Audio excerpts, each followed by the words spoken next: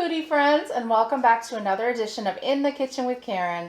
So today I am doing a fun collaboration with another fellow cooking channel. Her name is Melinda from the Kitchen Diva. She has all sorts of yummy recipes over there. We are both making recipes out of our crock pots.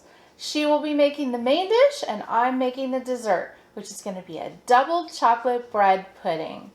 So let's get started. In my crock pot, I have cut up 7 large croissants into bite-sized pieces, and I let them sit out overnight so that they would dry out a little. Now you don't have to use croissants for this recipe.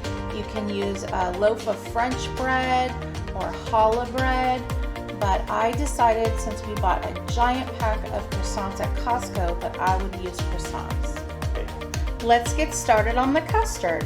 You're going to need a ½ cup of light brown sugar, a ½ cup of granulated sugar, 4 tablespoons of cocoa powder. Now give this a little stir.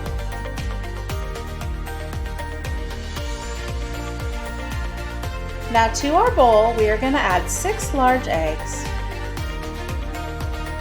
And now whisk that up.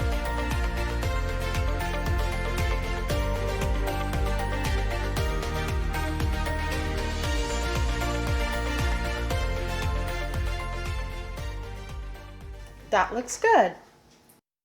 Now to this, add 1 teaspoon of pure vanilla extract. And now we're going to add ½ teaspoon of cinnamon. Cinnamon always enhances chocolate.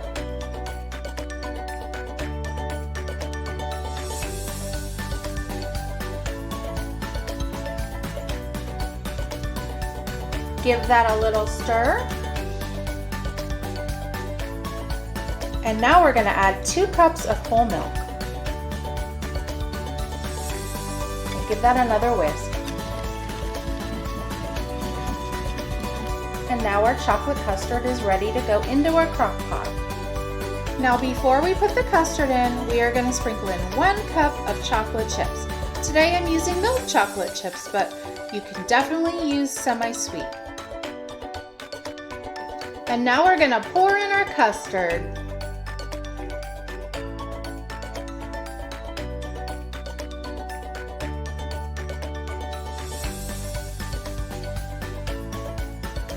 Make sure that all your bread pieces are covered.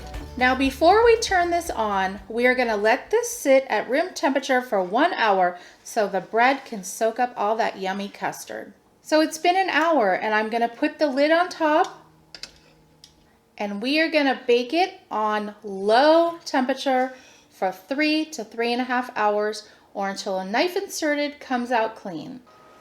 So our bread pudding was cooking on low for 3 hours and it's finally done. Now I would definitely recommend that you do not scoop it out right away because it is going to be like molten lava and we don't want to burn our tongues. And now I put it in a smaller serving dish because it is going to be on the rich side. So let's give it a try.